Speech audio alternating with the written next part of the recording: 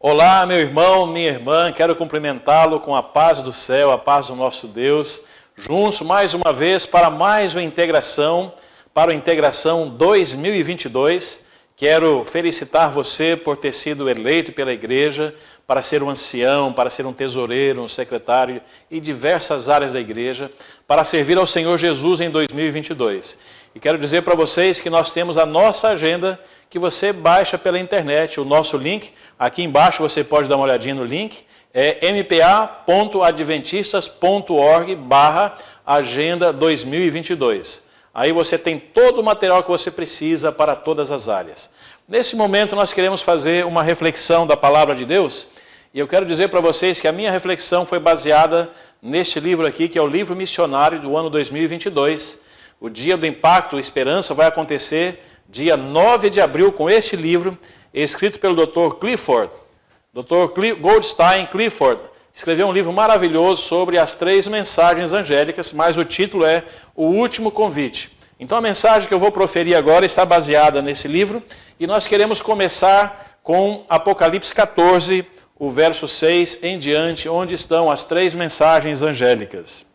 Vi outro anjo voando pelo meio do céu, tendo o evangelho eterno para pregar aos que se assentam sobre a terra, e a cada nação, tribo, língua e povo, dizendo em grande voz: temei a Deus e dai-lhe glória, pois é chegada a hora do seu juízo, e adorai aquele que fez os céus, a terra, o mar e as fontes das águas.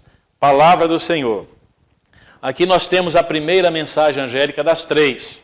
A primeira mensagem angélica diz assim, que um anjo está voando pelo meio do céu.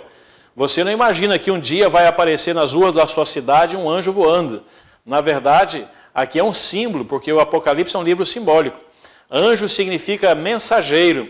Aqui é o símbolo dos mensageiros que Deus tem. Aqueles que foram alcançados pela mensagem e se tornam naturalmente mensageiro do Senhor, ou anjo de esperança nessa última hora. Então eu e você que fomos alcançados pela mensagem, hoje nós somos mensageiros do Senhor. E voando, clamando em alta voz: temei a Deus e dai-lhe glória, pois vinda é a hora do seu juízo. Clamando com a voz muito forte: vinda é a hora do seu juízo. Agora imagine o seguinte: Jesus está chegando nas nuvens do céu, com todos os seus anjos. Segundo Mateus 25, verso 30, todos os anjos virão. E eles vão agora pegar os escolhidos do Senhor. Vocês acham que eles vão decidir quem vai para o céu e quem fica na hora que chegar aqui? Ou já fizeram antes? Se você respondeu antes, respondeu corretamente. Por isso essa hora do juízo já começou. É o juízo pré-advento, ou seja, um juízo antes do advento do Senhor. E conforme as profecias que estudamos, começou em 22 de outubro de 1844, o tempo do juízo. E agora nós já estamos no final desse tempo do juízo. Agora não tenha medo do juízo. O juízo não é para ficarmos com medo, não é Deus procurando a nossa vida para ver se acha alguma coisa para nos tirar do céu, não é isso. O juízo é fazendo tudo para colocar você no céu. A Bíblia fala que o juízo é a nosso favor. Então Jesus está preparando cada um de nós para morarmos com Ele no céu. Agora aqui diz assim, que Ele está pregando um evangelho eterno. O evangelho não é um plano de Deus que aconteceu na hora que o homem pecou. Antes do homem ser criado, nos tempos eternos já estava no coração de Deus, que um dia, se houvesse necessidade, haveria um plano de salvação. E esse plano foi feito centrado na pessoa de Jesus. Por isso, Apocalipse 13, o verso 8, diz que é o Cordeiro que foi morto antes da fundação do mundo. Olha só que coisa extraordinária. Então esse plano é eterno, como é eterno o próprio Deus. No seu coração já havia uma solução se o mal um dia surgisse. E ele surgiu, a solução estava pronta. Então este é o evangelho eterno que nós conhecemos pela Bíblia e nós precisamos proclamar. Agora diz aqui que esse evangelho eterno deve ser proclamado a todas as nações, cada tribo, língua, povo, todas as nações. Aqui fala que nos últimos dias Deus teria um povo proclamando o seu evangelho mundialmente, internacionalmente. E quero dizer para vocês que o movimento adventista, que começou ali por volta de 1800, é o movimento mais internacional do planeta Terra. Olha os grandes eventos internacionais. Primeiro é a Copa do Mundo. Acontece a cada 4 anos e 32 nacionalidades participam. Segundo grande evento internacional, as Olimpíadas acontecem a cada 4 anos também e cerca de 100 nacionalidades participam.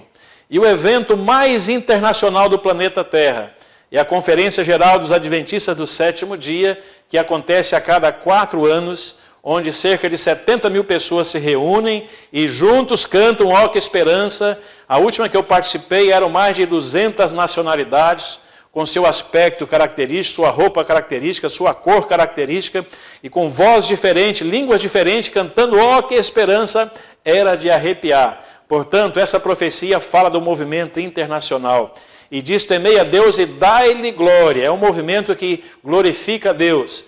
Vinda é a hora do seu juízo e adorai aquele que fez os céus, a terra, o mar e as fontes das águas. Ou seja, nesse tempo de evolucionismo, de ateísmo, adorar o Deus Criador. E essas palavras aqui do texto que mencionamos são palavras muito parecidas, paralelas às palavras do 4º mandamento no final, quando diz que o Senhor Deus criou os céus, a terra, o mar e tudo que neles há.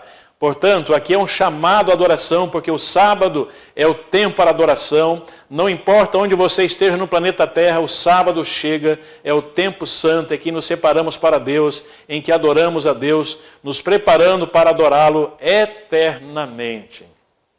A segunda mensagem angélica, que é o verso 8, fala: caiu, caiu Babilônia. Babilônia na Bíblia é um sistema político religioso que se opõe a Deus. E ao longo da história, muitos sistemas políticos religiosos se opuseram a Deus. E nos últimos dias vai haver uma confederação de muitas nações num sistema Babilônia, ou seja, político-religioso, colocando leis religiosas. Então vai ser um tempo muito difícil. E esse tempo está diante de nós, meus irmãos, e devemos nos preparar para isso e estudar a palavra de Deus, para que nós possamos vencer com Cristo Jesus, o grande vencedor. E a última mensagem angélica é o verso 9, que diz: se alguém adorar a besta e receber o seu sinal, ou na fronte, ou na mão, esse vai beber do vinho da cólera de Deus, não misturado com misericórdia. Impressionante, não é? Que sinal é este, meus irmãos? Que sinal é este? É o sinal da besta. Para responder essa pergunta, nós precisamos lembrar aqui qual é o sinal de Deus.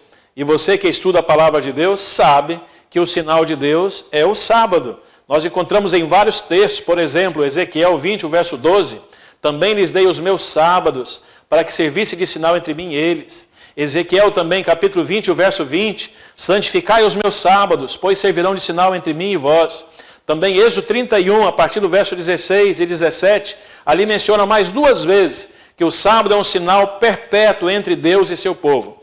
Portanto, em poucos instantes eu mencionei 4 lugares da Bíblia que dizem que o sábado é o sinal de Deus.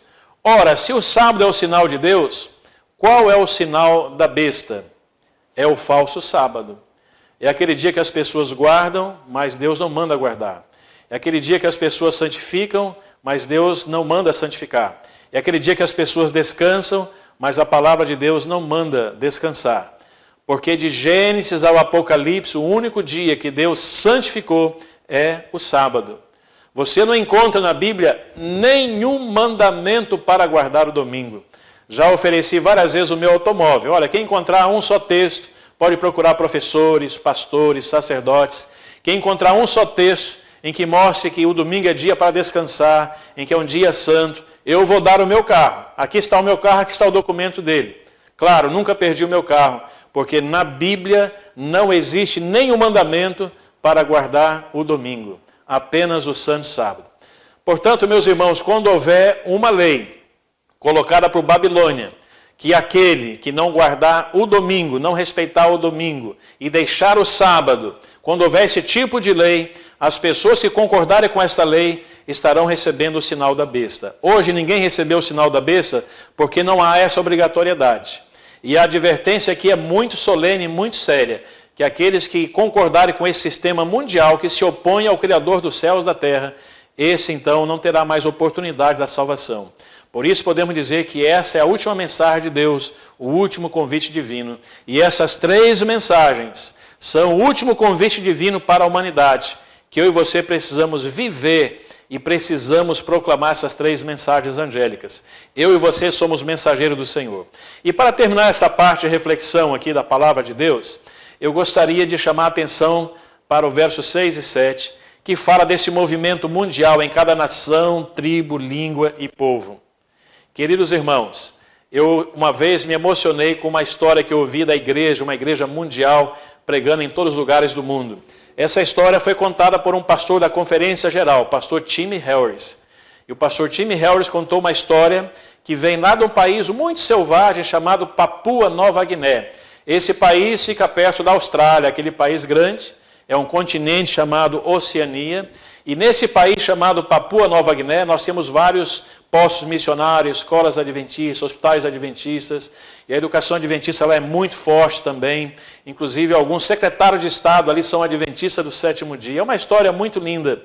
E ele nos contou que um dia 2 missionários saíram de avião, um avião que pode pousar na água, chamado hidroavião, e foram sobrevoar uma região que eles não conheciam, para ver se eles encontrariam alguma aldeia de selvagens, e se eles encontrassem uma aldeia dessa, eles desceriam na frente da aldeia e tentariam algum contato com essas pessoas selvagens para pregar o evangelho para eles.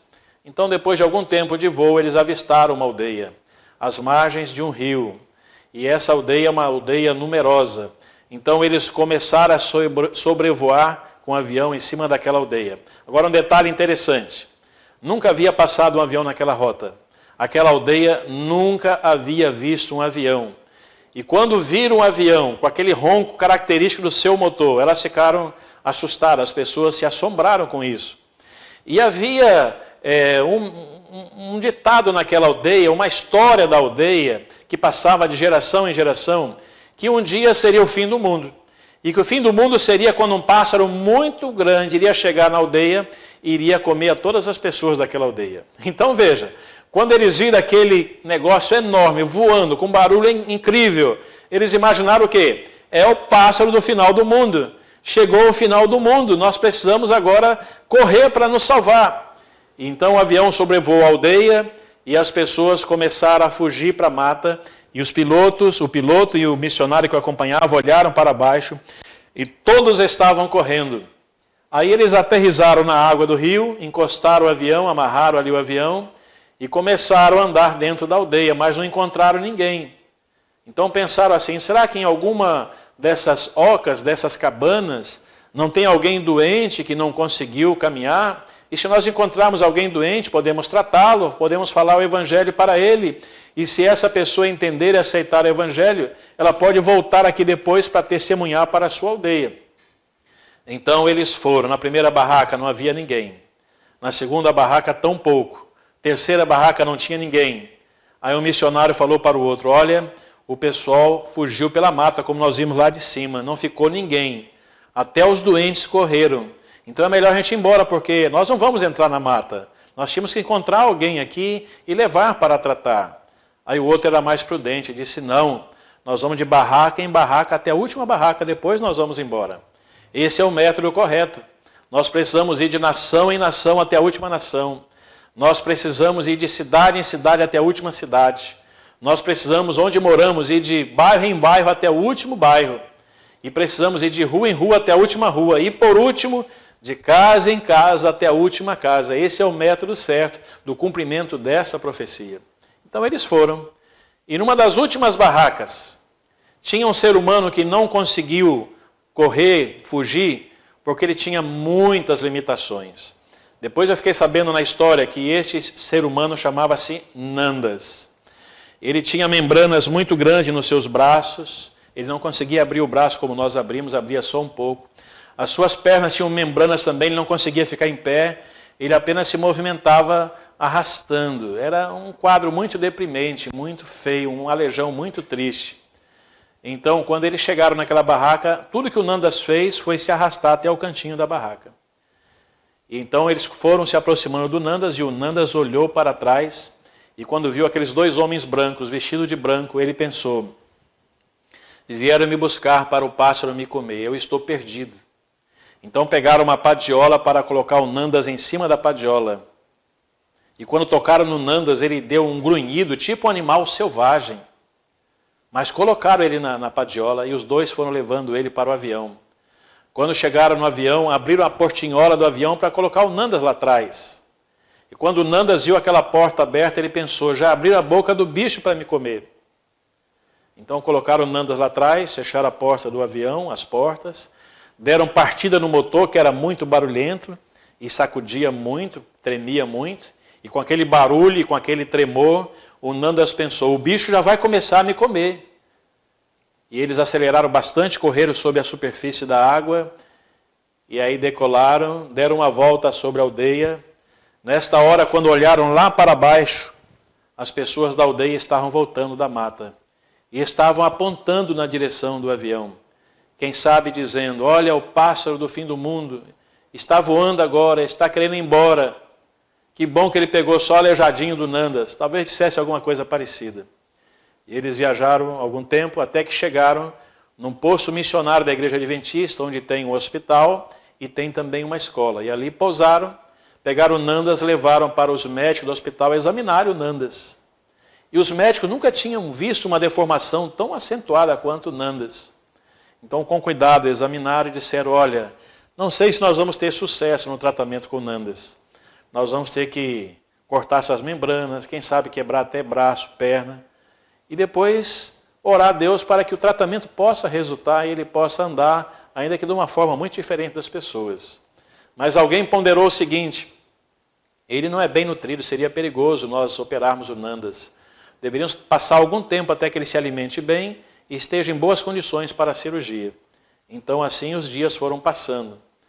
E onde ele ficava, que era uma enfermaria, com 10 outros ali hospitalizados, todos os dias, além dos médicos, além de enfermeira, entrava uma pessoa para ensinar sobre Jesus para o Nandas, usando o mesmo método que as professoras usam no jardim da infância, hall do berço, através das gravuras que nós usamos na escola sabatina. E através daquelas gravuras mostrava Jesus, mostrava o jardim do Éden, Adão e Eva, e foi de forma rudimentar e simples, falando de Jesus, falando do Evangelho. E devagarzinho, Nandas foi aprendendo o nome de Jesus, foi aprendendo outros nomes. E Nandas passou a gostar de Jesus. E quando ele viu Jesus morrendo na cruz, ele chorou muito. E quando foi dito que morreu por todas as pessoas, para que todas as pessoas possam morar com esse Deus maravilhoso, ele se emocionou bastante. E de coração, o Nandas entregou o seu coração a Jesus. Ele aceitou a Jesus. Foi muito lindo. Então houve a cirurgia, tiveram que cortar membranas, tiveram que quebrar parte do braço, da perna. Foi uma cirurgia muito invasiva, muito grandiosa. Após a cirurgia, ele recebeu algum tipo de gesso, com alguma janela para curativos.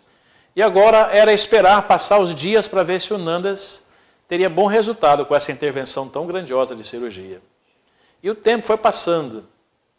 E o Nandas não ficava bom. Aquele gesso foi tirado, foi colocado outro. Mas o Nandas não ficava bom. Foi uma experiência muito dramática. Um dia aconteceu uma coisa muito interessante. Nandas estava dormindo e no seu sonho a porta daquela enfermaria se abriu. Mas não era médico, não era enfermeira, não era a pessoa que ensinava de Jesus para ele. No seu sonho, a pessoa que abriu a porta da enfermaria era o próprio Senhor Jesus. E ele se emocionou demais quando viu Jesus. E Jesus olhou na direção dele, haviam outros colegas ali, mas olhou para ele e sorriu para ele. E o Nandas disse que aquele sorriso de Jesus foi a coisa mais feliz, mais maravilhosa que experimentou em toda a sua vida. E agora Jesus foi caminhando na direção dele, até que ficou bem do lado dele na cama. E disse, Nandas, eu sou Jesus, aquele que você tanto ouviu falar, que criou todas as coisas, que na cruz precisou morrer para te dar liberdade, te dar tudo de bom para você. Eu sou Jesus. Ele disse mais, Nandas, eu estou aqui para te dar uma grande notícia na sua vida. É que você vai ficar bom. Você nunca usou os teus braços, você vai usá-los. Você nunca usou suas pernas, você vai usar. Você será uma pessoa normal. E eu queria pedir uma coisa para você, que quando você ficasse bom, você voltasse para o seu povo e você contasse a minha história para eles. Enquanto estava acontecendo isso, havia ao redor ali várias pessoas, e uma delas era alguém que era feiticeiro numa aldeia e estava sendo tratado. E de vez em quando esse homem passava mal e acontecia coisas estranhas.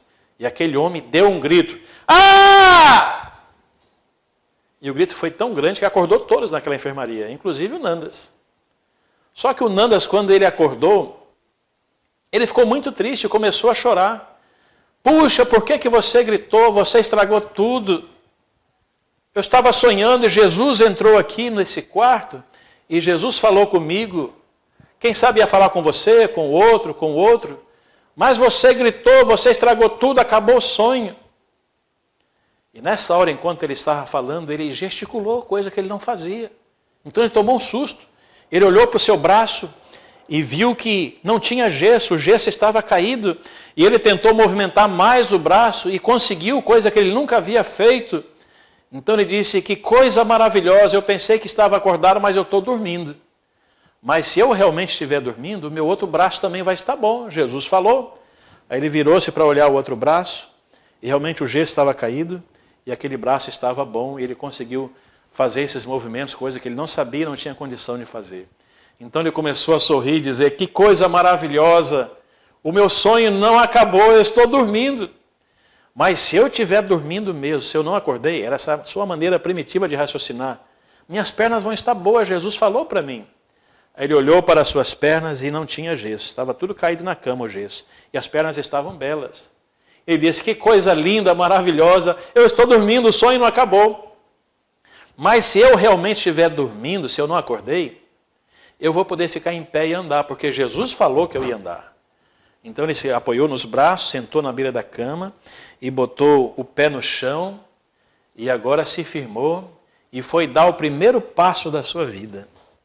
E quando ele foi dar o primeiro passo, aquele seu companheiro que gritou, disse, Nandas, para Nandas, você não pode caminhar, você nunca caminhou, é perigoso, eu te proíbo, fique na cama, Nandas. Se você fosse o Nandas, o que é que você faria? Sabe o que Nandas fez? Ele disse assim, olha, Jesus falou para eu andar, e quem é você para dizer para eu não andar? E o Nandas deu os primeiros passos da sua vida naquele quarto. E resumindo a história para vocês, em pouco tempo aquela enfermaria estava cheia de gente, médicos, enfermeiras, missionários. Todos eles testemunhas desse milagre moderno que eu estou contando para vocês. O Nandas continuou ali naquela região, ali no hospital. E o Nandas foi colocado na escola missionária, em que ele aprendeu mais sobre Jesus. Ele decorou muitos textos da Bíblia, embora não tenha a Bíblia na sua língua.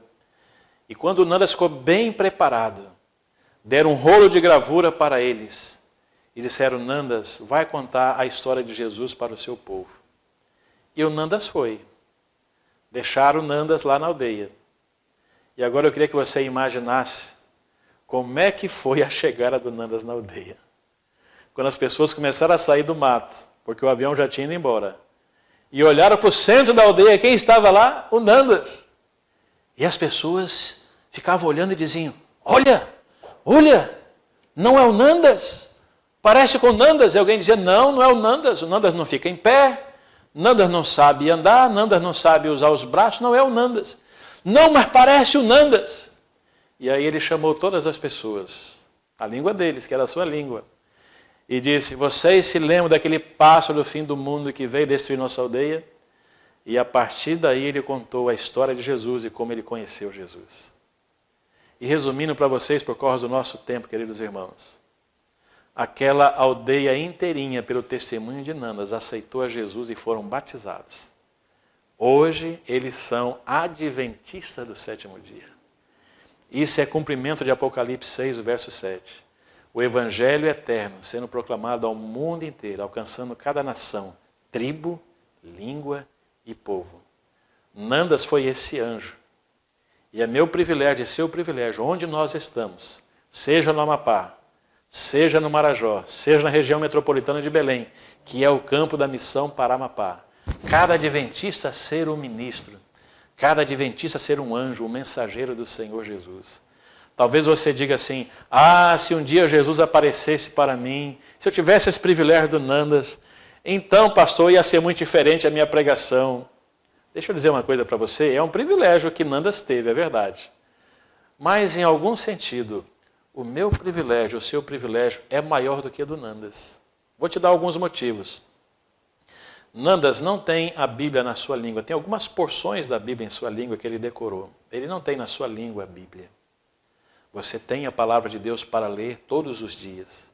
Além do mais, você tem o Espírito espírito de profecia, que é a luz menor junto com a luz maior para o povo de Deus nesses últimos dias. Não é verdade? E quero dizer para você que o espírito de profecia são cerca de 100 volumes. São 25 milhões de palavras, o que dá 32 Bíblias e meia. Quanta luz para um tempo tão difícil, tão complicado. Tanta luz para que eu e você possamos estar firmes e sem medo sermos os mensageiros de Deus nessa hora final. Eu aceito o chamado de Deus para ser mensageiro. Você aceita?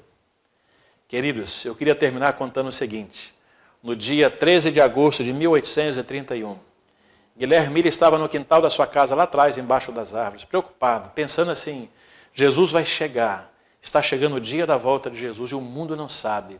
E ele ouviu como que uma voz dizendo, Miller, vá e diga ao mundo, vá e diga ao mundo. E Miller deveria dizer, eu vou, mas ele disse, Senhor, eu sou um fazendeiro, eu não sou pregador. Mas aquela voz era insistente, vá e diga ao mundo. Então ele encontrou uma saída para não ir. Nós somos bons para encontrar saída para não pregar o evangelho, todos nós. Ele disse, Senhor, tudo bem, eu irei, mas com uma condição. Se alguém me convidar para explicar as profecias que eu aprendi na Bíblia, eu irei. Mas se não houver convite, eu não irei. Então ele levantou dali tranquilo, porque ele não recebia convites. Ele não era pregador, não era conhecido como pregador. Essa tranquilidade durou mais ou menos 30 minutos, quando alguém bate à porta da sua casa. Era o seu sobrinho Irving, dizendo, tio, eu estou vindo de Dresden. O nosso pastor da igreja batista teve que viajar e não tem ninguém para pregar amanhã. E pediram que eu saísse para ver se encontra alguém para pregar amanhã. Aí alguém teve a ideia, pergunte ao senhor Miller se ele não está disposto a apresentar alguma descoberta que ele tenha feito na Bíblia. Então o senhor pode ir, o senhor diga logo se pode ou não pode, porque se não puder nós vamos atrás de outras pessoas. E aí tio, o senhor vai ou não vai? E ele disse, espera um pouquinho. Voltou lá para o fundo onde estavam aquelas árvores, onde ele orou. E foi lutar com Deus. Senhor, como é que o senhor faz isso comigo, Senhor? Mas era um homem honrado. Ele disse assim, Senhor, eu nunca quebrei uma promessa minha, não vou quebrar essa. Mas se for a única vez que eu for convidado, será a única vez que eu irei. E ele foi. Só que os convites não cessaram mais. Ele pregou em todo aquele país, mais de 500 cidades. E a maior parte dessas viagens ele fez por sua própria conta, usando o seu dinheiro para anunciar que Jesus estava chegando. Agora é comigo e com você. Jesus está chegando. O mundo não sabe. Muitas pessoas que poderiam se salvar vão se perder se não souberem, se não se prepararem. Quem vai dizer, eu vou? Pela graça de Deus, meus irmãos, eu vou. E eu pergunto para você, você vai? Se você vai, então diga agora, em alto e bom som, eu vou. Que Deus te abençoe. Vamos fazer uma oração agora? Senhor, muito obrigado por essa história maravilhosa que chegou até nós. Mas que eu e meus irmãos possamos agora ter a nossa história maravilhosa de ir pregar o Evangelho. E quando nós vamos e pregamos o Evangelho, quantas coisas maravilhosas temos para contar. E isso fortalece, cimenta a nossa fé, nos preparando para a volta de Jesus. Abençoe os meus irmãos, cada um de nós, para que possamos ser adventistas, ministros do Senhor Jesus, anunciando o breve retorno de Jesus, dizendo que nós vamos no Caleb, nós vamos no Evangelho das Primícias, nós vamos em duplas, vamos em pequenos grupos, vamos em classes bíblicas, vamos em evangelismos grandiosos, nós vamos, Senhor, conte conosco, nós oramos em nome de Jesus e todos dizemos amém.